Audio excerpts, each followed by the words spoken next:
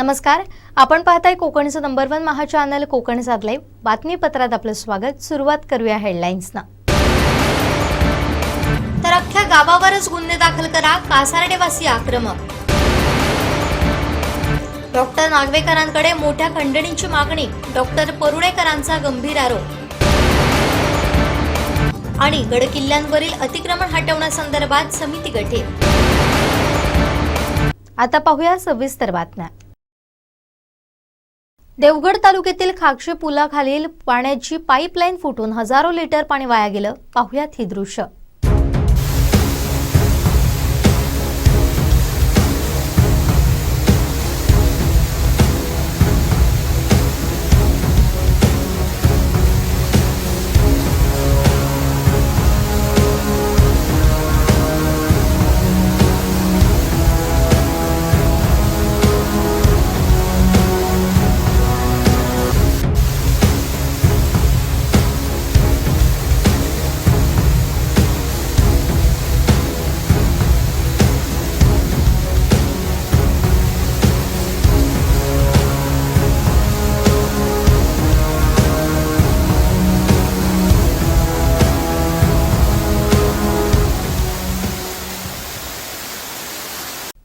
सध्या डिसेंबर महिन्यात सिंधुदुर्ग जिल्ह्यातील शाळांमध्ये विद्यार्थ्यांसाठी आनंदाची पर्वणी सुरू आहे। अभ्यासाचा ताण बाजूला ठेवत शाळांमध्ये विविध सहशालेय उपक्रम मोठ्या उत्साहात साजरे केले जात आहेत। वनभोजन, शैक्षणिक सहली, क्रीडा सप्ताह, वार्षिक स्नेहसंमेलन यामुळे शाळा परिसरात चैतन्याचं वातावरण पाहायला मिळत आहे।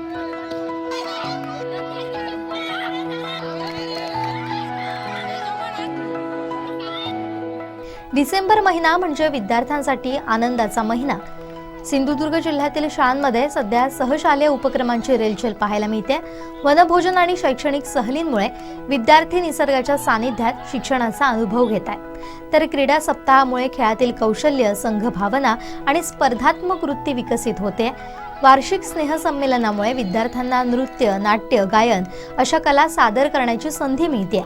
अनेक सुप्त गुणांना वाव मिळतोय। अशा सहशालेय उपक्रमांमुळे मुलांचा आत्मविश्वास वाढतो, संघात काम करण्याची सवय लागते आणि त्याचा सर्वांगीण विकास होतो। पालकांच्याही दृष्टीने हे उपक्रम महत्त्वाचे ठरतात। मुलांच्या व्यक्तिमत्व विकासासाठी ते उपयुक्त असल्याचं मत व्यक्त केलं जाते।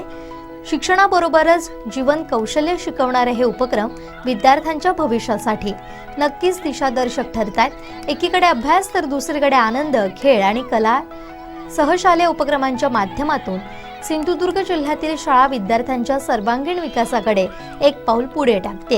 या उपक्रमांमुळे विद्यार्थ्यांना अभ्यासातून थोडा विरंगुळा मिळत असून आत्मविश्वास, नेतृत्व गुण आणि शिस्तही विकसित होत असल्याचं शिक्षक सांगतात। सुंदर वातावरण आहे।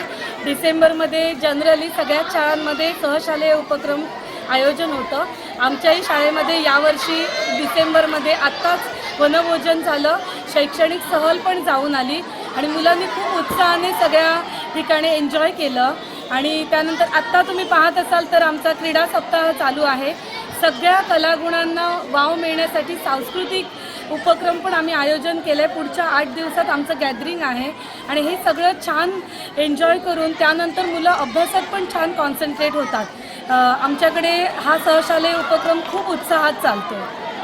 नक्कीच सतत अभ्यास करून कंटाळलेली असतात, त्यामुळे या प्रकारच्या उपक्रमांमधून वेगळेपणा आणि त्यातून शिक्षणासाठी पोषक वातावरण पण निर्माण होतं। मुलांचे ब्रेन फ्रेश झाले की मुलं अभ्यासात पण छान कॉन्सन्ट्रेट होतात। आत्ता तर बघाल तर मुलांना उदाहरण आलेलं आहे।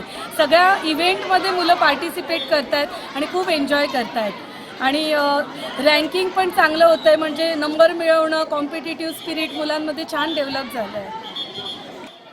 आमचे वनभोजन असतं आणि शैक्षणिक सहली जातात। त्यानंतर आता क्रीडा सप्ताह आणि त्याच्यानंतर सांस्कृतिक उपक्रम, त्याच्यामध्ये गॅदरिंग असणार आणि त्यातल्या त्यातले सुद्धा व्हरायटी आयटम्स असतात। खूप सुंदर प्रेझेंटेशन केलं जातं।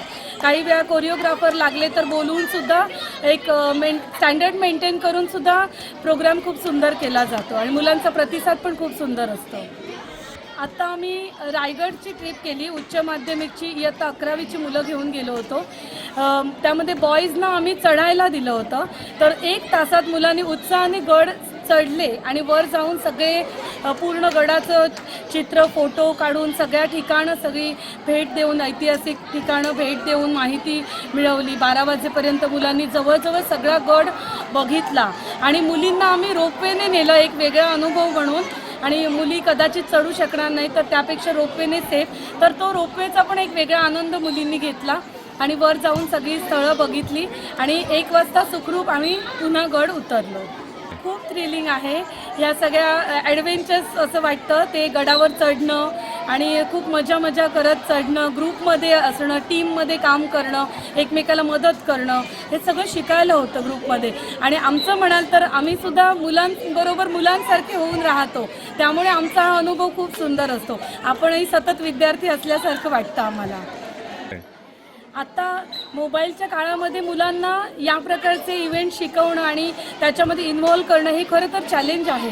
पण जर आपण हे करू शकलो तर मुलं खूप एन्जॉय करतात आणि मोबाईलपेक्षा त्या जगातून बाहेर येऊन नैसर्गिक वातावरणामध्ये काय आनंद आहे ते मुलांना मिळतात. डॉक्टर नागवेकरांकडे मोठ्या खंडणीची मागणी करण्यात आली असा गंभीर आरोप डॉक्टर जयेंद्र परुळेकरांनी केलाय. ही गुन्हेगारी प्रवृत्ती असल्याचं ते म्हणाले. रोजी कणकवली येथील डॉक्टर नागवेकर हॉस्पिटलवर जो हल्ला करण्यात आला, जो अमानुष हल्ला करण्यात आला आणि त्यावेळेला जवळजवळ 1,500 ते 2,000 लोक तिथे होते. लोक म्हणजे सामान्य नव्हते. त्यांच्या डोक्यात काहीतरी वेगळंच शिजत होतं. जो मृत्यू झालाय त्या युवतीचा, आम्ही सर्व 805 डॉक्टर्स या जिल्ह्यातले, आम्हाला ती संवेदना कळते. आम्हाला मुली आहेत, त्यामुळे आम्ही त्याबद्दल खरंच मनापासून श्रद्धांजली व्यक्त करतो. 19-20 वर्षाची तरुण मुलगी गेली. तिच्या आईवडिलांना डॉक्टर नागवेकर सरांनी, मॅडमनी व्यवस्थित समजवलेलं आणि ते देखील समजलेले. म्हणजे दुःख असतं, राग असतो, भावना कळत नसतात, त्यामुळे निश्चितपणे ते दुःखद आहे. पण त्यानंतर doctor Nagwekar sir, doctor Nagwekar madam यांच्याकडे मोठ्या खंडणीची मागणी करण्यात आली. हे आम्ही आता कलेक्टर मॅडम समोर आणलेलं आहे. मग ती खंडणीची मागणी करून 4 वेळा 10-10 मिनिटाची गॅप देऊन असं विचारण्यात आलं, आता तुमचं म्हणणं काय, पैसे देता का मार खाता? लक्षात घ्या, हे पूर्णपणे गुन्हेगारी आणि खंडणीखोर, जे कसलेले खंडणीखोर असतात ते कृत्य आहे. त्यांचा आणि त्या पाताडे कन्येचा आणि त्याच्या मृत्यूचा त्यांना अजिबात संवेदना नाहीये. त्यांना मेलेल्याच्या टाळूवरचं लोणी खायचं आहे. ते जर मिळत नाहीये म्हटल्यावर पुढच्या 1.5 ते 2 तासात मॉब येतो, त्यांच्याबरोबर पेट्रोल असतं आणि हॉस्पिटलच्या महिला स्टाफ, डॉक्टर मिनल नागवेकर या प्रतिथयश कन्सल्टंट डॉक्टर कीर्ती नागवेकर मॅडम, ज्यांची 40-45 वर्षाची प्रॅक्टिस आहे, यांना देखील मारहाण झाली, शिवीगाळ झाली, अर्वाच्य. दिसताना काय दिसलं, जे व्हिडिओ व्हायरल झाले, ते एका मुलीची डेथ झाली मानेतली गाठ काढताना, आणि त्यामुळे वेदना सहन झाल्या नाहीत, ह्युमन लॉस आहे, आणि म्हणून रागापोटी नाही. ह्याच्या मागे पूर्ण थंड डोक्याने करण्यात आलेली एक षडयंत्र आहे आणि हे खंडणीखोर क्रिमिनल म्हणजे गुन्हेगारी प्रवृत्तीचं आहे. आत्ताच कलेक्टर मॅडमना जेव्हा निवेदन दिलं, जिल्ह्यातल्या सर्व, बघा तुम्ही केवढ्या महिला डॉक्टर इथे उपस्थित आहेत, दोडामार्ग ते देवगड, या महिला डॉक्टरनी सांगितलंय की 24 तासाच्या आत तो जो कोण व्यक्ती आहे ती सदर.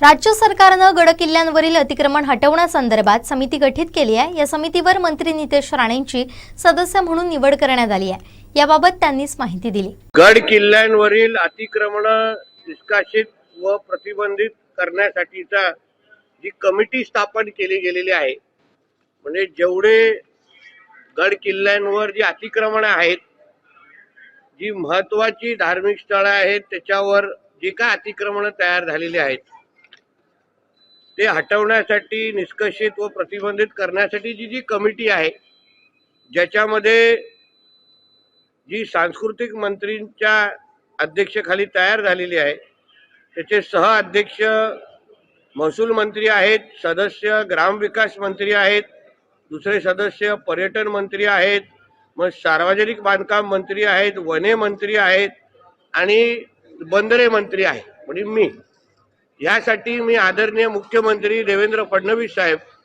आणि आमचे दोन्ही उपमुख्यमंत्र्यांचा मनापासून आभार मानेन की अतिशय महत्वाचं आणि ऐतिहासिक काम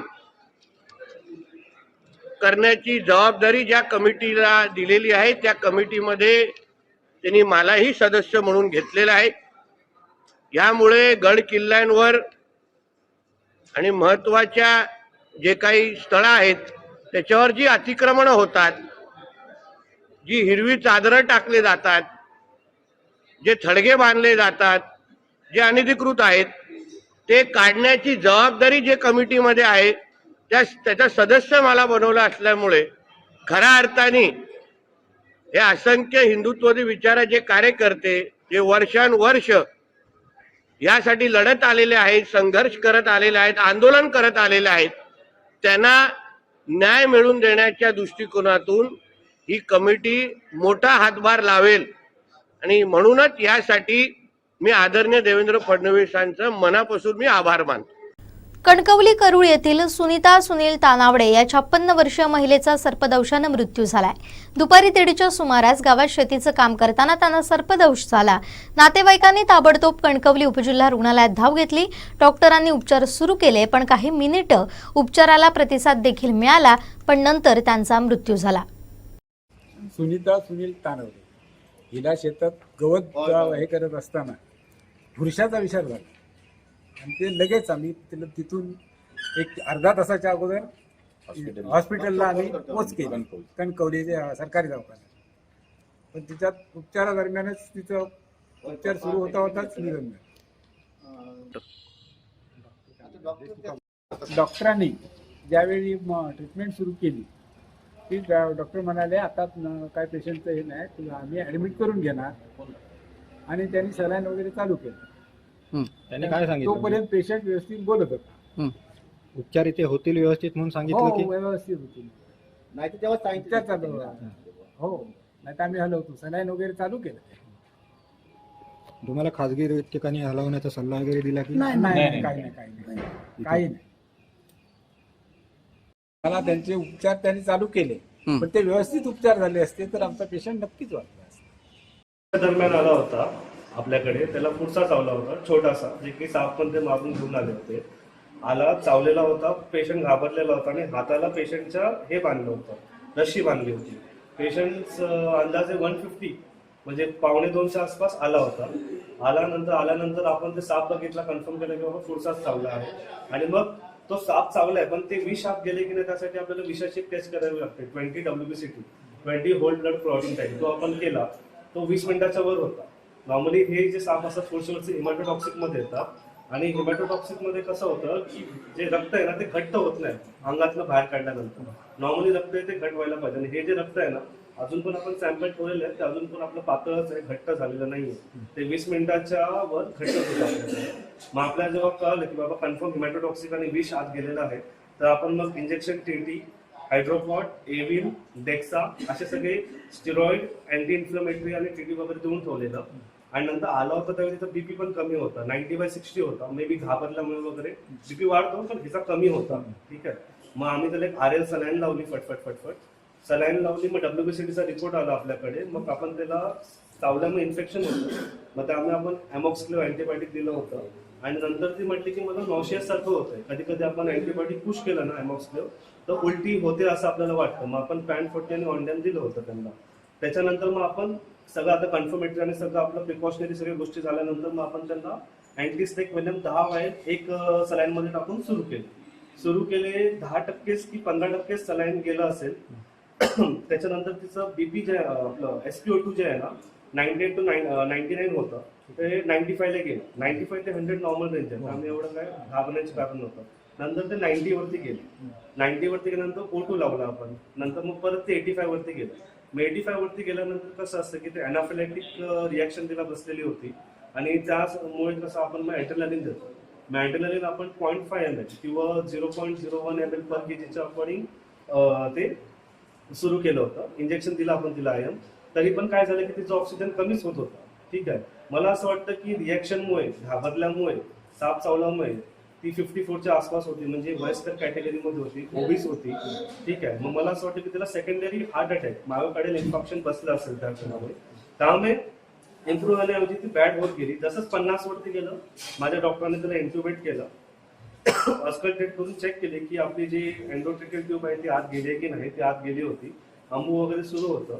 जसंच आपण इंट्युबेट केल्यानंतर तिचं ऑक्सिजन 50 ते 66-70 पर्यंत इम्प्रूव्ह झालं होतं. पण नंतर परत ती अजून बॅड होत गेली. सीपीआर तिला रिससिटेट केला, पण तिने का तो रिदम पकडला नाही परत, आणि ती त्या प्रकारे ऑफ होऊन गेली. कमीत कमी मला वाटतं उद्या टाइम मला पण कन्फर्म करावं लागेल, पण 3:45च्या आसपास डबल. मार्गशीर्ष महिन्यातील प्रत्येक गुरुवारी अनेक घरांमध्ये महालक्ष्मीचं व्रत केलं जातं. शेवटच्या गुरुवारी याचं उद्यापन केलं जातं. उद्यापनावेळी फळांचं वाण देण्याची प्रथा आहे. आता उद्या हा शेवटचा गुरुवार असल्यानं महिलांची खरेदीसाठी लगबग दिसतेय. कणकवलीच्या बाजारात फुलं आणि फळं खरेदीसाठी महिलांनी मोठी गर्दी केली होती.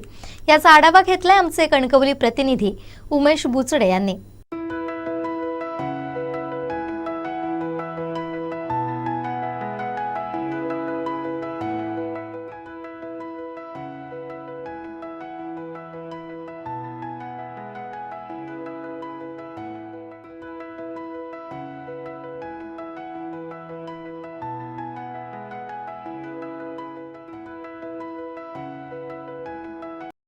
उद्या मार्गशीर्ष महिन्यातील शेवटचा गुरुवार आहे आणि याच गुरुवारी महिलांची कणकवलीच्या बाजारात फुलं आणि फळं खरेदी करण्यासाठी आपण गर्दी पाहत आहोत. काही जी आता फुलं आहेत आणि हार आहेत ती खरेदी करण्यासाठी महिला देखील आल्या आहेत.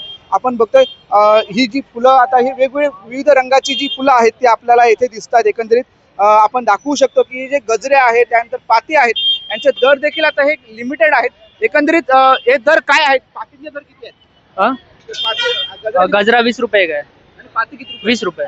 म्हणजे लिमिटेड 20 रुपये आहेत. काही महिला मी जरा उद्या लास्ट घट आहे ना, त्यामुळे जरा जोश मध्ये जरा खरेदी करतोय. काय दर आहेत एकंदरीत फुलांची? हा, फुलांचे कमी आहेत जरा. काही महिला आहेत त्या बोलण्यासाठी. बघा की दर किती आहेत? गजऱ्याचे दर किती आहेत? 20 रुपये फूट आहे. 20 रुपये फूट आहे. आणि पातींचे दर काय आहेत? पाती 20 रुपये रेग्युलर दर आहे सर. रेग्युलर दर आहे. हे रेग्युलर दर आहेत. आपण बघतोय की या संपूर्ण कणकवलीमध्ये फळं असेल, फुल विक्रेते असेल आणि यांच्यामध्ये खरेदीसाठी आपल्याला ही कणकवलीमध्ये सायंकाळी गर्दी एकंदरीत पाहायला मिळते आहे. उद्या शेवटचा गुरुवार आहे, त्यामुळेच ही गर्दी आपल्याला पाहायला इथे मिळत आहे. उमेश बुचडे, कोकणचा लाईव्ह, कणकवली. सीएमडींनी सावंतवाडी रेल्वे टर्मिनसबाबत समोरासमोर येऊन बोलावं, एकदाच काय ते होऊन जाऊ दे, असं चॅलेंज कोकण रेल्वे प्रवासी संघटनेचे सचिव मिहिर मटकर यांनी दिलंय. परवा जे कोकण रेल्वेचे सीएमडी आलेले ते रिटायरमेंट झालेल्या लोकांना एक नवीन ऑफिस झाले त्याच्या उद्घाटनासाठी आले आणि ह्याची इन्फॉर्मेशन आम्हाला लागली. त्यामुळे आम्ही सीएमडींची भेट घ्यायला गेलेलो की सावंतवाडी रेल्वे टर्मिनसचं काम जे कोकण रेल्वेच्या अत्यधिक पडून आहे त्या बाबा कामाचं पुढे काय झालं हे प्रश्न विचारायला आम्ही सीएमडी साहेबांना भेटायला गेलो. समोरूनच अशी आम्हाला गुगली आली की हे टर्मिनस असल्याचा पुरावा आहे. मुळात ज्या सीएमडी साहेबांच्या टीमबरोबर आणि ज्या सीएमडी साहेबांबरोबर फोनवर आम्ही 5 महिन्यापूर्वी बेलापूरमध्ये मीटिंग केलेली या टर्मिनस विषयात, तोच माणूस किंवा तोच सीएमडी हा 5 महिन्यानंतर कोकण रेल्वे प्रवासी संघटना सावंतवाडीला प्रश्न विचारणं चुकीचं आहे की बाबा हे टर्मिनस आहे की. त्यामुळे असाही प्रश्न पडतो की तुमच्याकडे पुरावे द्या. हे आज जे आम्ही तुम्हाला पुरावे देतो हे पुरावे हे आम्ही कोकण रेल्वेला सिद्ध करायला देत नाही, हे आम्ही लोकांना सिद्ध करायला देतो की कोकण रेल्वे कशी प्रवाशांच्या सुखसोयींना किंवा सोयींना घेऊन प्रयत्नशील नाही हे पुरावे आम्ही आज तुमच्यासमोर सिद्ध करतो. सर्वप्रथम म्हणजे सावंतवाडी रेल्वे टर्मिनस हे 2015मध्ये जेव्हा मंजूर झाले तेव्हा एक महामंडळाच्या सीएमडीला 10 कोटीच्या वरती फंड्स अलोकेट करता येतील. ते अलोकेशन आम्हाला सावंतवाडी टर्मिनसला 20 कोटी रुपये झाले आणि त्याची परमिशन ही महामहिम राष्ट्रपती आदरणीय राष्ट्रपती महोदयांनी तत्कालीन सीएमडीला दिली होती. मग सीएमडी जो असा प्रश्न विचारतोय की बाबा हे टर्मिनस आहे की नाही, आपल्याला राष्ट्रपतींचा इकडे कुठेतरी आदर न केल्यासारखा सीएमडी दाखवतोय का बाबा की राष्ट्रपतींनी 20 कोटी रुपये दिले पण हे टर्मिनस नाही, हा प्रश्न विचारणं चुकीचं आहे. दुसरी गोष्ट, ह्याच टर्मिनसला लागून कोकण रेल्वे प्रवासी संघटना सावंतवाडी आणि कोकण रेल्वेची संयुक्त मीटिंग झाली. स्थानिक आमदारसुद्धा त्या मीटिंगमध्ये उपलब्ध होते. त्या मीटिंगमध्ये सावंतवाडी टर्मिनससाठी 4था प्लॅटफॉर्म आणि एक नवीन रूट याच्यासाठी प्रवासी संघटना आग्रही होती आणि त्या संदर्भातला MOU हा MTDC सोबत झालेला होता आणि MTDCने ह्या कामाची पूर्ण जबाबदारी घेतली होती. फक्त MTDCने एक मागणी केलेली की जो प्लॅटफॉर्म लागेल त्या प्लॅटफॉर्मचा खर्च हा कोकण रेल्वेने करेल. ह्या संदर्भात त्यांचं दोघांचं कोऑर्डिनेशन होत नसल्याने आम्ही नंतर एक आंदोलन आणि एक पत्रसुद्धा MTDC आणि कोकण रेल्वेला आमदारांच्या रेफरन्सनी दिलेलं. ह्या तिघांचाही समन्वय न झाल्या कारणामुळे आज तो तिकडे एक नवीन प्लॅटफॉर्म आणि बिल्डिंग होणं जी गरजेचं आहे हा पूर्णपणे प्रश्न नेग्लेक्टेड आहे. आताची जी बिल्डिंग आहे ही बिल्डिंग जीर्ण झाली आणि आताच्या प्रवाशांना ती फारच धोकादायक आहे. जेव्हा मागच्या वर्षी तिकडनं छत कोसळली गेलेली होती त्या आधी 4 महिने आम्ही कोकण रेल्वे प्रशासनाला ही बिल्डिंग जीर्ण झाली आहे असं पत्र कोकण रेल्वे प्रवासी संघटनेने पुराव्यानिशी दिलं होतं आणि 4 महिन्यानंतरच त्याचं छत कोसळलं होतं. ह्याच ह्याने दिसून येतं की कोकण रेल्वेला प्रवाशांबद्दल किंवा प्रवाशांच्या सेफ्टीबद्दल विचारधारा नाही आणि ज्या कोकण रेल्वेला किंवा महामंडळाला प्रवाशांची सोय किंवा प्रवाशांच्या सेफ्टीबद्दल विचारधारा नाही अशा महामंडळाने आपलं कामकाज हे केंद्र सरकारमध्ये विलिनीकरण करावं याच्याशिवाय ह्या महामंडळाला पर्याय नाही. दुसरी गोष्ट म्हणजे सावंतवाडी हे आता उद्घाटन केलं. रेल्वेने जेव्हा असा प्रश्न विचारला की बाबा हे तुमचं टर्मिनस आहे की नाही तेव्हा मी त्यांना हेही सांगितलेलं की हे आदरणीय मुख्यमंत्री महोदय, तत्कालीन रेल्वे मंत्री, तत्कालीन पालकमंत्री, तत्कालीन खासदार साहेब ह्या सगळ्यांच्या उपस्थितीत रेल्वे टर्मिनसचं भूमिपूजन आणि फेज 1चं काम झालेलं आहे. त्यावर रेल्वे जे CMD होते त्यांनी मला त्याच्यावरही सांगितलं की पुरावे द्या. हे स्टेटमेंट करून CMD साहेबांचा अभ्यास आणि CMD साहेब सावंतवाडी टर्मिनसच्या उल्लेखाने प्रयत्नशील नाही हे सरळ दिसून येतं. त्यामुळेच आम्ही प्रवासी संघटना म्हणजे कोकणाची अख्खी प्रवासी संघटना आहे. आम्हाला प्रश्न पडतो की CMD साहेब सगळं सांगतात की हे सगळं रेल्वे बोर्डाच्या अखत्याधीन आहे, तर ह्या महामंडळाची कोकणवासियांना गरज काय? त्यांनी प्रश्न उपस्थित केला की 22% शेअर्स हे महाराष्ट्र गव्हर्नमेंटचे. मग त्या 22%च्या अनुषंगाने कोकणाला ह्या कोकण रेल्वे महामंडळाने काय दिलं हा एक प्रश्न पडतो. आणि जर हे नाही देऊ शकत तर ह्यांनी आपलं कामकाज थांबवून ते मुख्यमंत्र्यांच्या स्वाधीन करून रेल्वे मंत्रालयाच्या अत्याधिक हे महामंडळ विलिनीकरण करावं. त्यांनी तशी भूमिका घ्यावी. हाच जो प्रश्न होता त्यावर पण त्यांनी होतं की तुम्ही सावंतवाडीचे लोक फंड्स किती देतात कोकण रेल्वेला. तर अशी एक वास्तविकता आहे की सावंतवाडी रेल्वे टर्मिनसने आतापर्यंत 60 ते 80 कोटी रुपयांची तरतूद ही कोकण रेल्वेसाठी केली. एवढी मोठी तरतूद ही कोणीही आजपर्यंत केली नाही आहे. त्या 60 ते 80 कोटीच्या तरतुदीत आपल्याला जे काही मिळालं ते अत्यंत कमी प्रमाणात आहे. हे सगळं केल्यानंतर मडगाववरनं ज्या ट्रेन्स येतात त्या सावंतवाडीवरनं डायरेक्ट मुंबईपर्यंत किंवा खालच्या भागात सुटतील, जेणेकरून मडगाववरचा भाग कमी होईल आणि आपल्या सावंतवाडीचं अस्तित्व अजून वाढेल. ह्या सगळ्या भीतीमुळे कोकण रेल्वेला हे करायचं नाही आहे का असाही एक प्रश्न पडतो. आज जे तिकीटं आपल्याला मिळत नाही आहेत याचं कारण एकच आहे की खालनं गाड्या एवढ्या भरून येतात की वरच्यांना आपल्या कोकण रेल्वेच्या माणसाला बसायलाच मिळत नाही, कारण की खालचीच रेल्वे भरून येते. आणि ह्या सगळ्याचं उत्तर सावंतवाडी टर्मिनसच आहे. जर तिकडे नवीन प्लॅटफॉर्म नवीन रूळ झाले तर आपण नवीन गाड्या सोडू शकतो, तर आपण नवीन तुतारीसारखी गाडी कुठेतरी सोडू शकतो. आणि तोपर्यंतच जोपर्यंत हे होत नाही तोपर्यंत प्रवासी वर्ग जो कोकणातला प्रवासी वर्ग आहे त्याला संडास बाथरूमाच्या बाजूलाच बसून जाण्याची वेळ ही सद्यस्थितीत आहे. ही एक शोकांतिका आहे. त्यामुळे हे सावंतवाडी टर्मिनस नवीन लाईन नवीन प्लॅटफॉर्म हे होणं काळाची गरज आहे. हेच आम्ही सरकार अत्याधिक किंवा हेच आम्ही कोकण रेल्वेला वेळोवेळी कागदोपत्रात पटवून दिलेलं आहे आणि तीच आज कागदोपत्र जी काय आम्ही पटवून दिली आहे तीच आज पत्रकार परिषदेत प्रेसमध्ये तुमच्या मार्फत आम्ही पब्लिक करतो. पॅसेंजर संदर्भात त्यांना मिटिंग गेलेली. ती मिटिंग खरी स्टेशनवर होणार होती, पण ती मिटिंग त्यांनी एका प्रायव्हेट हॉटेलमध्ये बोलवून घेतली आणि त्याच्यानंतर जे काय झालं ते सगळ्या जनतेने व्हिडिओ हा एक रेल्वे टर्मिनसचा भाग असा आहे. ते फेज 2च्या कामात आहे. जो फेज 2चं काम आता रखडलं गेलेलं आहे त्या कामात एक अत्याधुनिक सोयीसुविधांनी उपलब्ध असं पॅसेंजर टर्मिनल होणार होतं, जे झालं नाही आहे. तोच प्रश्न आम्ही विचारायला कोकण रेल्वेच्या एमडींना गेलेलो, पण त्याच्यावर आपल्याला ही जी गुगली आली ती तुम्ही सगळ्यांनी बघितली. आणि रेल्वे टर्मिनलमध्ये तसं काही फरक नाही. पॅसेंजर टर्मिनल म्हणजे जिथे पॅसेंजरांच्या सुविधांचं केंद्र केलं जातं, आणि रेल्वे टर्मिनल जिथे रेल्वे थांबवली जाते, त्या रेल्वेचं पुनर्वसन करून पुन्हा एकदा ती रेल्वे नव्या ह्याने सोडली जाते, ह्याला आपण रेल्वे टर्मिनस म्हणतो. मग अशी माझ्याकडे अशी बातमी आली की स्थानिक आमदारांनी पण पत्र कारणं द्या की बाबा ह्या तुमच्या वक्तव्यावर कारणं द्या अशी नोटीस बजावतो कोकण रेल्वेला, असं मला एक माहिती मिळाली. बघूया आता स्थानिक आमदार सुद्धा या गोष्टीत किती, कारण की त्यांच्या मतदारसंघात CMD सारखा माणूस येऊन असा प्रश्न विचारणं हे पण एक खरंच खूप लाजिरवाणी गोष्ट आहे. त्यामुळे मला वाटतं ते पण नोटीस पाठवतील, पण ते पाठवल्यानंतर ते तुम्हाला सांगतील.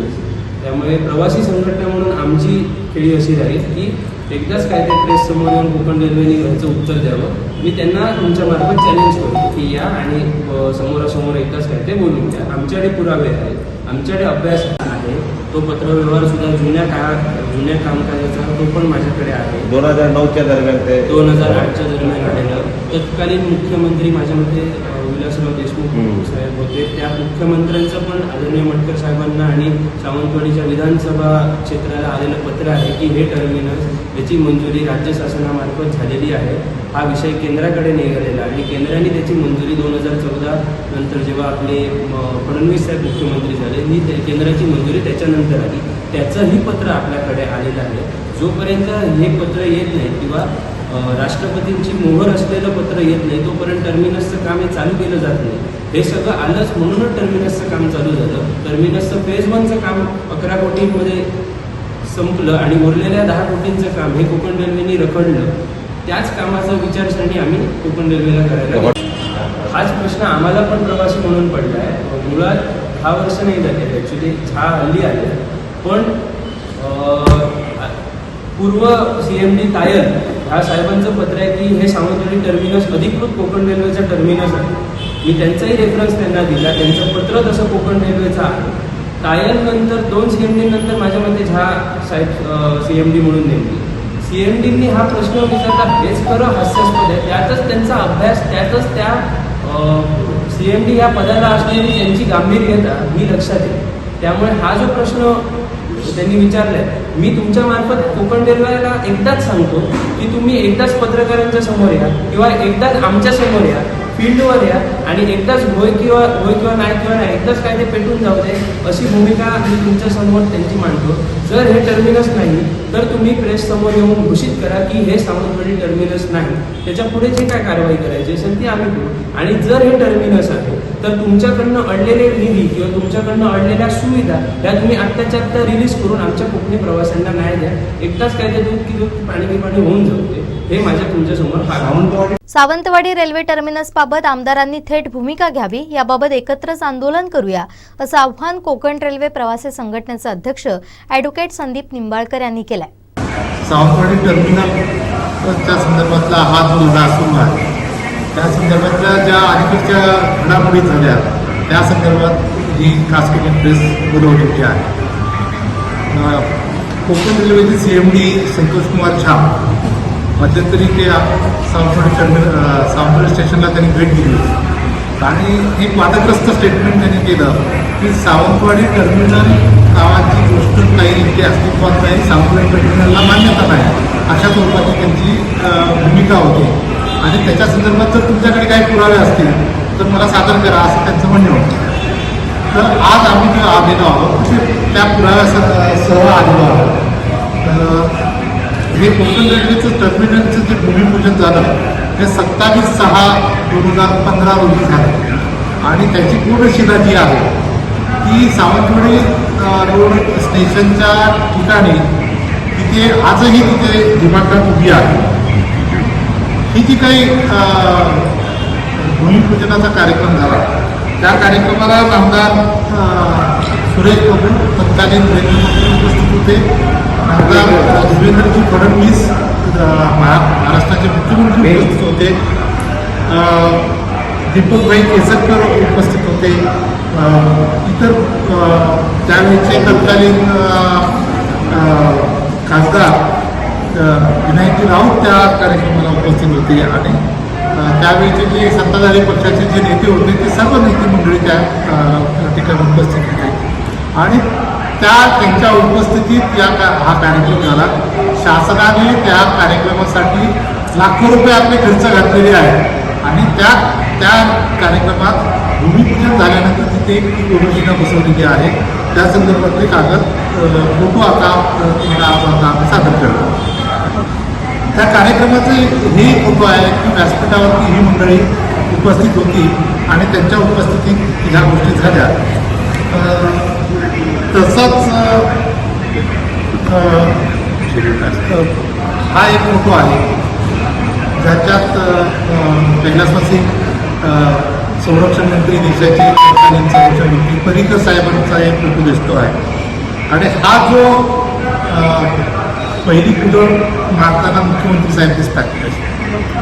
तर एकंदरीत हे सगळे पुरावे बघितले.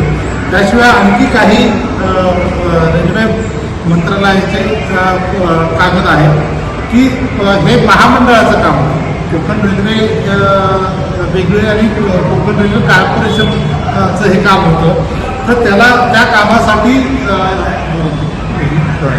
देशाचे प्रेसिडेंट राष्ट्रपतींची त्याला मान्यता हवी असते. तर ते 12/8/2016चं एक पत्र आहे की त्याला मान्यता देण्यात आली. त्याच्यानंतर कॅपिटल एक्सपेंडिचरसाठी अप्रुव्हल लागतं त्याचं एक पत्र आहे 10/2/2015चं. ही सर्व पत्र बघितली तर जे साहेब पुरावे मागतात ते पुरावे या ठिकाणी पुरेसे आहेत असं आपल्या निदर्शनाला येईल. दुसरी गोष्ट जी आम्ही त्याचं स्वागत करतो की अलीकडेच घोषणा झाली की वैभववाडी कोल्हापूर मार्गाचं कामाला सुरुवात होतं. राज्य शासन त्याच्यात पुढाकार घेऊन हे काम सुरू करतं आहे. आता हे वैभववाडी कोल्हापूर जो मार्ग आहे त्या मार्गाची घोषणा ही आपलं सावंतवाडीचं टर्मिनल जेव्हा होत होतं त्यावेळेच्या मुख्यमंत्र्यांनी देवेंद्र फडणवीस साहेबांनी त्याची घोषणा केली होती की वैभववाडी आणि कोल्हापूर हा मार्ग इथे होईल आणि तो कोकण रेल्वेला जोडला जाईल आणि त्या मार्गाचं काम आता सुरू होतं आहे. त्याचं आम्ही खरोखर मनापासून स्वागत करतो आहोत. जसं त्या कोकण रेल्वेच्या भूमिपूजनाच्या वेळी मुख्यमंत्र्यांनी घोषणा केली होती त्याच्यातलं एक काम आता कार्यान्वित होत आहे. तसंच जे भूमिपूजन तुम्ही केलं त्याच्यावरती कोट्यावधी रुपये खर्च करून त्याचं 50% काम तुम्ही पूर्ण केलं. ते काम उर्वरित कामसुद्धा आता तुम्ही लवकरात लवकर पूर्ण केलं पाहिजे यासाठी ही आमची प्रेस आहे.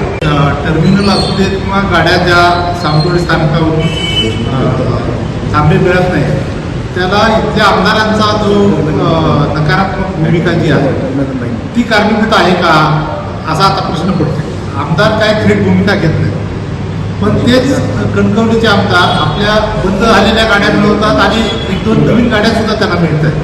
मग आमचे आमदार सावंतवाडीचे आमदार ज्यांनी आंदोलन केलं होतं टर्मिनलसाठी ते आता मागे का राहत आहेत. ते इलेक्शनच्या अगोदर आम्हाला सांगत होते की टर्मिनलसाठी मी आग्रही आहे नवीन गाड्यांसाठी मी रेल्वे मंत्र्यांना भेटतोय. पण आता मात्र ते आपण निवडून आल्यानंतर किंवा खासदार साहेब निवडून आल्यानंतर ते गप्प आहे. म्हणजे अशी परिस्थिती केवळ फक्त जनतेला बोलवण्यासाठीच तुम्ही इलेक्शनच्या अगोदर घोषणा करणार आणि इलेक्शन झाल्यानंतर जी आश्वासनं दिली आहेत ती कामं तुम्ही करणारच नाही अशी एकंदरीत आमदारांची स्थिती दिसते. आमदारांनी आता थेट काही ते भूमिका घ्यावी. एकतर होय म्हणून सांगावं सावंतवाडी टर्मिनल होईल नाही तर स्पष्ट सांगावं की तुम्ही ही मागणी सोडून द्या. मग आम्ही आमच्या पद्धतीने आंदोलन करू. जर त्यांना खरोखरच म्हणायचं आहे की टर्मिनल व्हायला पाहिजे आणि केंद्र शासन जर करत नसेल तर आमदार साहेबांनी आमच्याबरोबर यावं ते आणि आम्ही मिळून एकत्र. नागवेकर हॉस्पिटल तोडफोड प्रकरणी पुन्हा सिंधुदुर्गात दहशतवाद डोकंवर काढतोय का? आम्ही डॉक्टरांच्या पाठीशी आहोत अशी प्रतिक्रिया माजी आमदार वैभव नाईक यांनी दिली.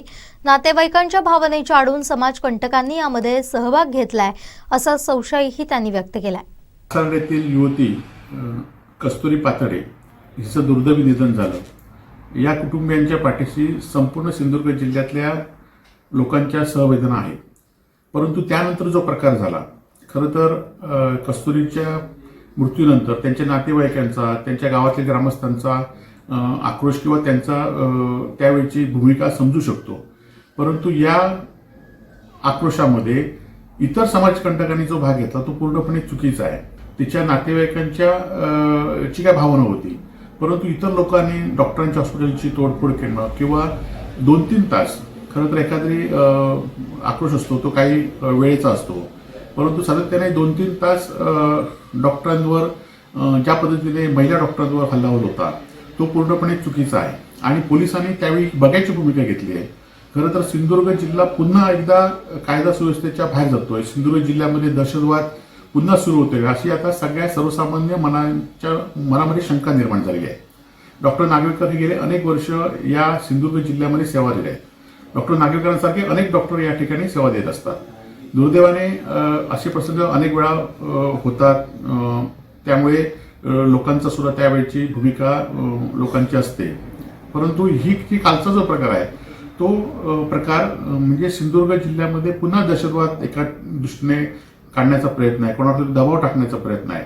कारण आपण बघितलं असाल की आता पण म्हणजे काल डॉक्टरांनी सिंधुदुर्ग जिल्ह्यातल्या सगळ्या डॉक्टरांनी पोलीस अधीक्षकांना निवेदन दिलं, परंतु अजूनही त्यांना त्या डॉक्टर नागरिकांना पुन्हा त्यांच्या हॉस्पिटलची रेखी केली जाते, त्यांना पुन्हा धमकी दिली जाते. हे पूर्णपणे चुकीचं आहे. सिंधुदुर्ग जिल्ह्यामध्ये खरं तर डॉक्टरांची कमतरता आहे. राजकीय कार्यकर्ते म्हणून आम्ही सुद्धा काही गोष्टीमध्ये कमी पडलो असू. आज शासकीय मेडिकल कॉलेज सुरू झालंय, महिला हॉस्पिटल सुरू झाले, परंतु अनेक हॉस्पिटलमध्ये डॉक्टर नाही ही वस्तुस्थिती आहे आणि त्यामुळे नाईलाजास्तव रुग्णांना खाजगी हॉस्पिटलचा आसरा घ्यावा लागतो. अनेक खाजगी हॉस्पिटल सिंधुदुर्ग जिल्ह्यातले हे स्थानिकच भूमिपुत्र आहेत. अनेक वेळा ते डॉक्टर, त्यांची मुलं या प्रॅक्टिसमध्ये येतात. जिल्ह्यातील लोकांना मदत करण्याचा त्यांचा पण प्रयत्न असतो. अपुरी व्यवस्था असते आणि आज शासनाने सुद्धा अनेक योजना आणल्या आहेत, परंतु त्या योजनेचा लाभ किती लोकांना होतो ह्याचा खरं तर राजकीय लोकांनी त्याचा अभ्यास केला पाहिजे. की आज जी खरं तर महात्मा फुले योजना आहे, मुख्यमंत्री सहायता आहे, आज जे मोदींचं आरोग्य कार्ड दिलंय त्यातले किती लोकांना मदत झाली ह्याचा पण कधीतरी सगळ्या लोकांनी अभ्यास केला पाहिजे आणि त्यातनं किती लोकांना मदत होऊ शकते, मदत झाली आहे. आणि त्यामुळे नुसतं डॉक्टरांना एखाद्या भूमिकेवर दोष देणं पूर्णपणे चुकीचं होईल. आज नागवेकर कधी रात्री अपरात्री म्हणजे 2-3 वाजता हॉस्पिटलमध्ये डॉक्टर असतात, त्यांचं कुटुंबीय असतं आणि त्यामुळे समाज एखाद्या चूक झाली म्हणून त्यांना सातत्याने त्यांना ट्रोल करणं हे पूर्णपणे चुकीचं होईल. त्यांना दहशतवादाच्या भूमिकेत किंवा त्यांना दडपणाखाली आणणं हे पण डॉक्टरांना चुकीचं होईल आणि त्यामुळे सिंधुदुर्ग जिल्ह्यातल्या डॉक्टरांच्या पाठीशी आम्ही आहोत. व्यक्तिशः दृष्ट्या मी त्यांच्या पाठीशी आहेच, परंतु असा जर दहशतवाद केला तर आम्ही सुद्धा तो खपून घेतला जाणार नाही. त्याचबरोबर पोलिसांनी सुद्धा योग्य भूमिका घेतली पाहिजे की पुन्हा असे प्रकार होता कामा नयेत आणि जर कोण प्रकार करत असतील तर तो प्रकार पोलिसांनी योग्य पद्धतीने थांबवला पाहिजे. आज कासर्ड्यातील जे कुटुंबीय आहेत त्या कुटुंबियांना सुद्धा न्याय मिळाला पाहिजे. त्यांची मागणी आहे ती सुद्धा योग्य पद्धतीने प्रशासनाने हाताळली पाहिजे. डॉक्टर सुद्धा त्या भूमिकेत, डॉक्टरांनी सुद्धा त्यांच्या कुटुंबियाची भूमिका शांतपणे ऐकली पाहिजे, कुटुंबियांशी चर्चा केली पाहिजे. परंतु ज्या पद्धतीने कालचा प्रकार झाला 3-3 तास आणि त्यामध्ये ज्यांचा संबंध होता अशा लोकांनी सुद्धा त्या हॉस्पिटलमध्ये हल्ला केला हे पूर्णपणे चुकीचं आहे आणि सिंधुदुर्ग जिल्ह्याच्या डॉक्टरांच्या पाठीशी आम्ही पूर्णपणे आहोत आणि असा दहशतवाद जर मुद्दाम म्हणून कोण करत असेल तर आम्ही त्याला निश्चित विरोध करू अशी माझी भूमिका आहे. माझ्या मुलीचा जीव गेला, निदान बाकीच्यांचा वाचू दे, हे शब्द आहेत एका हतबल बापाचे. कणकवली कासारडेतील चंद्रकांत पाताडे यांचे. डॉक्टरच्या हलगर्जीपणामुळे लेकीचा जीव गेला, तो परत येणार नाही, निदान इतरांच्या बाबतीत हे घडू नये अशी आशा अशाही प्रसंगी एक बाप म्हणून ते व्यक्त करताय. यावेळी लेकीच्या विरहानं त्यांच्या डोळ्यात पाणीही दाटलंय.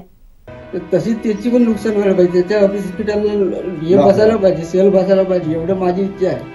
इच्छा व्हायला पाहिजे त्याला, कारण त्याच्यामुळे माझ्या पुढे गेला जीव गेलंच हे सांगतो मी तुम्हाला.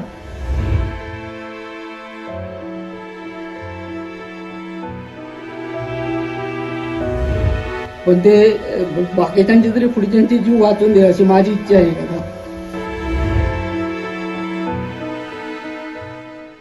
का केस पेपर काढले, तिथे नंबर लागलं, 3-3:15 म्हणणे नंबर लागला आमच्या तपासणीसाठी. नंबर तपासणीसाठी लागलं, आम्ही तपासायला आतमध्ये गेलो. डॉक्टरांनी आम्हाला काय सांगलं की घाट त्यांनी चेक केली. ते बोलले दुसरं कुठलंही रिपोर्ट केलं तरी काही उपयोग होणार नाही. एक्सरे काढा, तुम्ही दुसरं कुठलेही काही करा, रिपोर्ट केलं. आम्ही परत हे बोललो इन्शुरन्स नाही होईल काय, ते इन्शुरन्स बी करून काही घाट रिपोर्ट येणार नाही, म्हणजे परफेक्ट रिपोर्ट येणार नाही असं बोलले. ते घाटच तुम्हाला काढावे लागणार याच्यावर आणि चेकिंगला पाठवावे लागणार. त्याच्यानंतर तुला औषध पाणी देता येणार, बाकी काही होणार नाही तिला. त्याच्यामध्ये आम्ही बोललो आणि डॉक्टर बोलले की काय घाट काढल्यानंतर एवढंच ऑपरेशन होणार 2 टाक्याचं, तुला लगेच 1 तासापर्यंत ऑपरेशन झालं की मग आम्ही घरी पाठवून पण देणार संध्याकाळी. परत ते बोलले की ती पोरगी पण दुसऱ्या दिवशी जाऊ शकते डेरवलला कॉलेजमध्ये, त्याचा त्याला काय त्रास होणार नाही तिला काय.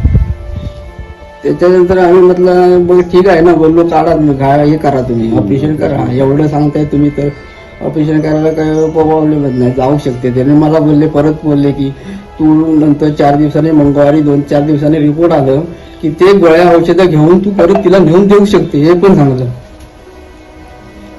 तिथे नेऊन दिलास तरी चालेल आणि रविवारच्या पर्यंत ते कॉलेजमध्ये गेले तरी चालेल. आम्ही शुक्रवारी तिकडे गेलो बरोबर, शनिवारी 1 दिवस मध्ये होता, रविवारी ते गेलं तरी चालेल कॉलेजला. त्याच्यानंतर हे ऑपरेशनला एक रिपोर्ट ब्लडचं केलं फक्त, तेवढंच मला माहिती आहे. आधी ते यशस्वी काय केलं आतमध्ये ते माहिती नाही मला काय. त्याच्यानंतर तो ब्लडचा रिपोर्ट काय मला दाखवलंच नाही आजपर्यंत. आणि अर्ध्या तासाने ऑपरेशन दिलं. मला आतमध्ये घाट काढले, ती अर्धी घाट काढली तेव्हा तिथे 3 जण होते, तुम्ही डॉक्टर होते, ते डॉक्टर मयूर डॉक्टर होते, परत ते आणि मॅडम होत्या त्या साईडला होत्या उभ्या. डॉक्टर यांच्या हातात कैची होती मयूर डॉक्टरांच्या मध्ये. ते तपासलं हे नाही, मेन डॉक्टरांनी, खालच्या डॉक्टरांनी वरच्या डॉक्टरांनी ते ऑपरेशन केलं आणि ते ऑपरेशन केलं. घाट एवढीशी दाखवली आम्हाला, बाहेर काढली अर्धी घाट आणि आम्हाला 2च मिनिटं थांबवली आणि आम्ही तुम्ही जावा बाहेर म्हणून सांगितलं. त्याच्यानंतर पोरगीला परत अर्ध्या तासाने ICU सांगलं, तिथे ॲडमिट केली आणि तिला खोकला लागला, सुरुवात केलं झालं. खोकला लागला, त्याच्यानंतर हवाळी दमा लागला, असं श्वासोच्छ्वास वांत्या करायला सुरुवात झालं, वांती व्हायला लागली, ओकाम यायला लागली. दोरा जर पाणी जरी तोंडात टाकलं तरी वांती व्हायला लागली. त्याच्यानंतर तिने काय केलं तुम्हाला सांगतो, हे केलं एक्सरा मशीन आणली, एक्सरा काढला छातीचा आणि ते मग ते बोलले की इकडे गाठी झाल्या सगळ्या.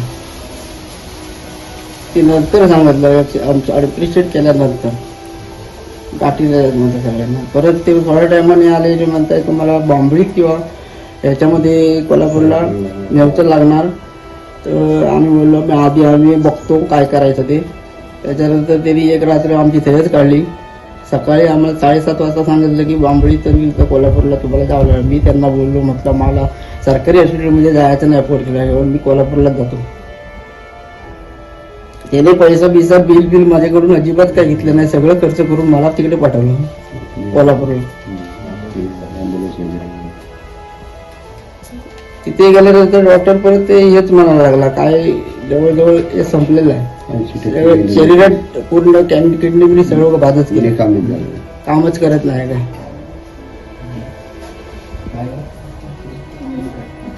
त्याच्यानंतर इथे 1 रात्र ती होती, तिथे डायलिसिंग केलं. तिथे डायलिसिंग ते केलं तेव्हा ती त्याची कॅपॅसिटी संपत आलेली होती जवळजवळ.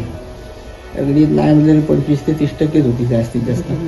तरी पण मी 2 लाख रुपये 2.5 लाख रुपये सांगले मी, तरी पण खर्च केला तो. 2 लाख 2.5 लाख रुपये घातले. म्हटलं शेवटचे एक उपाय करून बघूया म्हणून केलं ते, पण त्याचा फायदा काय झालाच नाही.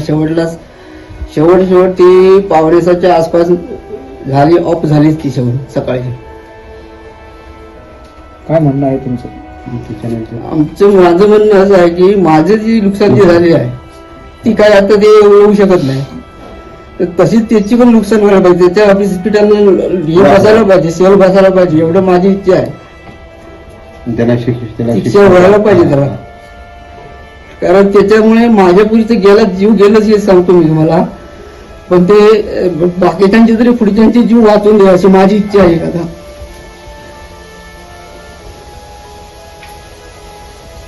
युवतीच्या मृत्यूनंतर कासार्डे इथं ग्रामस्थांच्या वतीनं श्रद्धांजली वाहण्यात आली।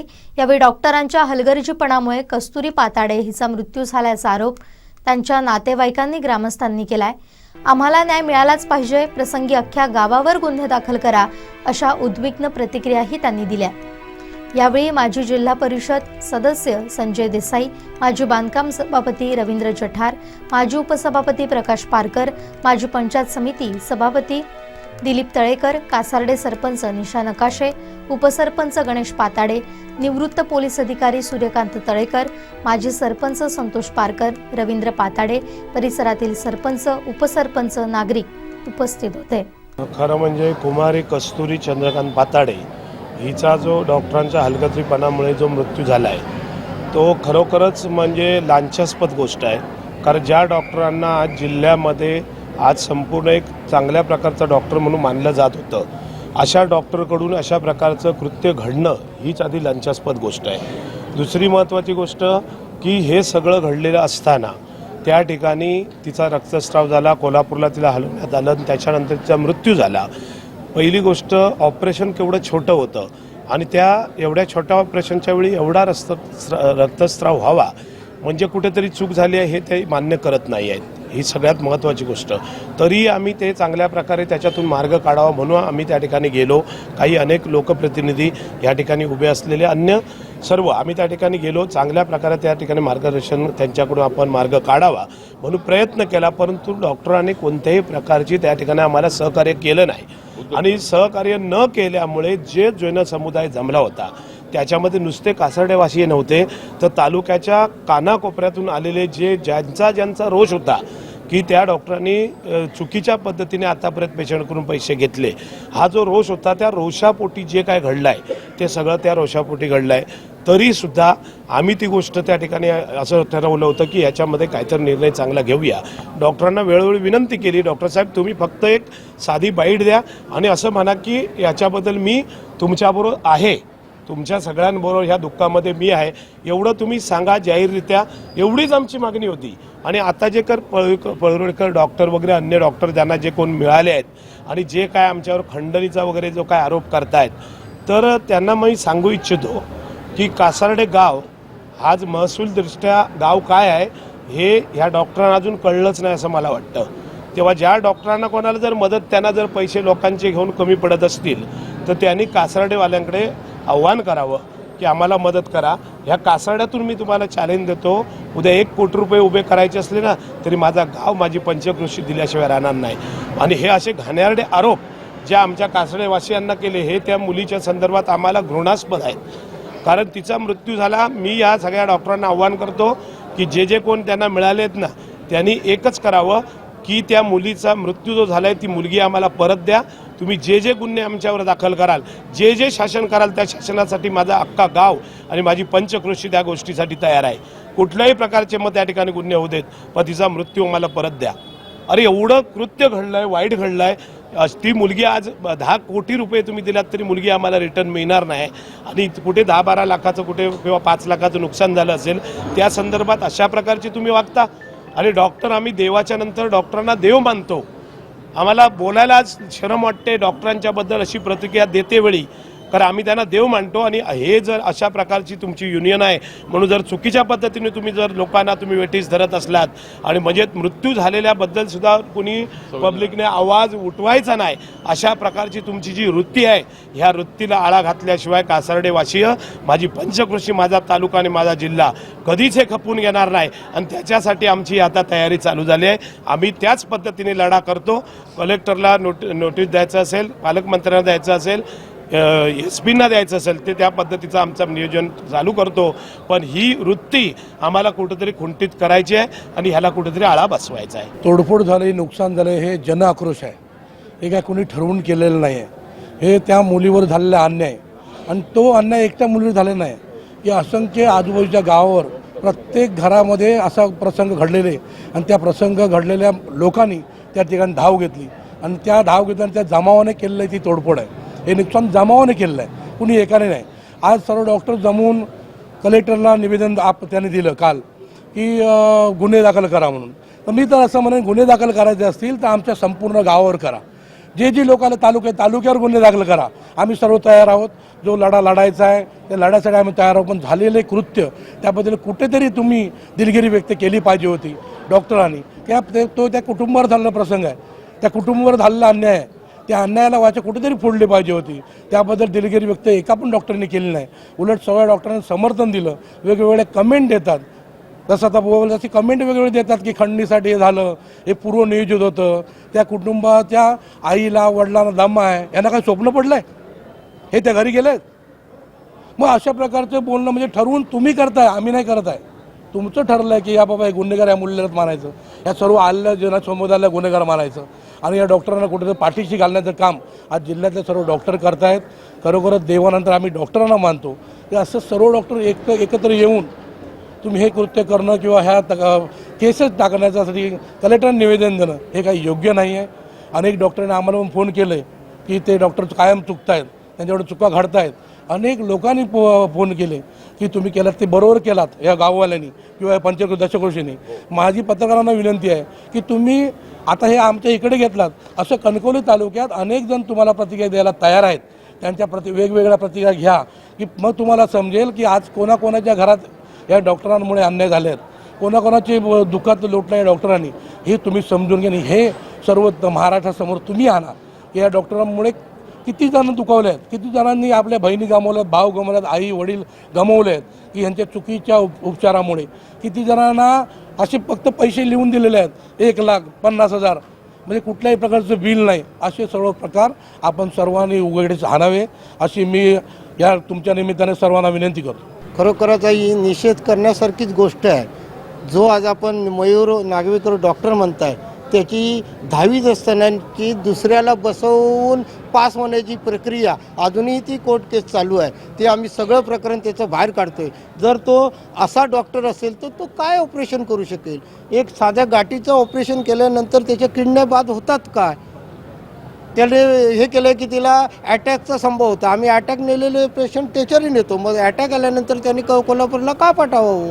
आपल्या स्वतःच्या गाडीने स्वतःचा डॉक्टर स्वतःची नर्स घेऊन का पाठवावं? कुठेतरी ॲम्ब्युलन्स त्याची स्वतःची पाठवली, कुठेतरी त्याची चुकी होती. ती चुकी मान्य करायला तयार नाहीत आणि त्याला हे सगळं माहीत असून सुद्धा जिल्ह्यातील हे चांगले डॉक्टर आहेत. खरोखर त्यांच्याबद्दल आमचा आदर आहे. आमच्या अनंत नागवेकर डॉक्टरांबद्दल सुद्धा आम्हाला आदर आहे, आमच्या कासाडावासियांचा सुद्धा आदर आहे.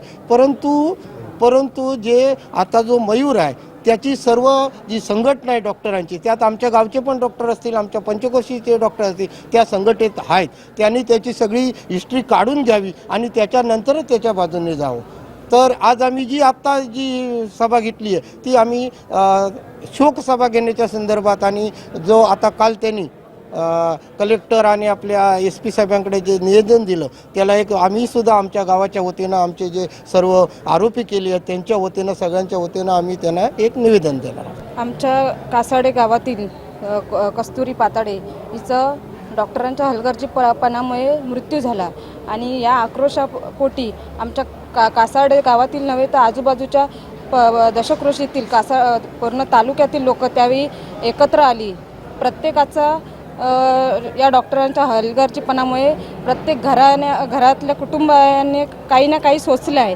त्या आक्रोशापोटी तो जनसमुदाय त्या ठिकाणी जमलेला होता आणि आम्ही तर डॉक्टरांना देव मानतो. पण अशा परिस्थितीत त्यावेळी जो प्रकार घडला, याला ते सारखे व्हिडिओ दाखवले जातात महिलांनी त्यावेळी काय केलं, पण याला त्या समूहातील महिला जबाबदार नव्हत्या. खरं तर ज्या डॉक्टर मॅडमनी सुरुवातीला येऊन चप्पल बाहेर काढली त्यामुळे त्या प्रकारामुळे पुढील घटना घडत गेल्या. हे जाणून बुजून कोणी केलेलं नव्हतं. या डॉक्टरांच्या एका चुकीमुळे डॉक्टरांच्या त्या पदाला शोभलं नाही, जे चप्पल काढून समुदायावर फेकलं गेलं, त्याच्यामुळे तो पुढचा प्रकार घडत गेला. आणि याच्यासाठी जो काही कोणावर गुन्हा दाखल करायचा असेल तो मी म्हणते माझ्यावर पहिला गुन्हा दाखल व्हावा आणि सर्वजण गुन्हे दाखल करून घ्यायला तयार आहेत. जे नको व्हायला पाहिजे होतं ते डॉक्टरांकडून घडलं आणि डॉक्टरांची संघटना युनियन त्याला साथ देते आहे आणि हे आमचा समुदाय कधीच खपवून घेणार नाही. शेवटी ठळक घडामोडी पुन्हा एकदा. तर अख्ख्या गावावरच गुन्हे दाखल करा, कासारडेवासी आक्रमक. डॉक्टर नागवेकरांकडे मोठ्या खंडणीची मागणी, डॉक्टर परुळेकरांचा गंभीर आरोप. आणि गडकिल्ल्यांवरील अतिक्रमण हटवण्यासंदर्भात समिती गठीत. बातमीपत्रात वेळ झाली इथेच थांबण्याची. पाहत राहा कोकणचं नंबर 1 महा चॅनल कोकण 7 लाईव्ह. धन्यवाद.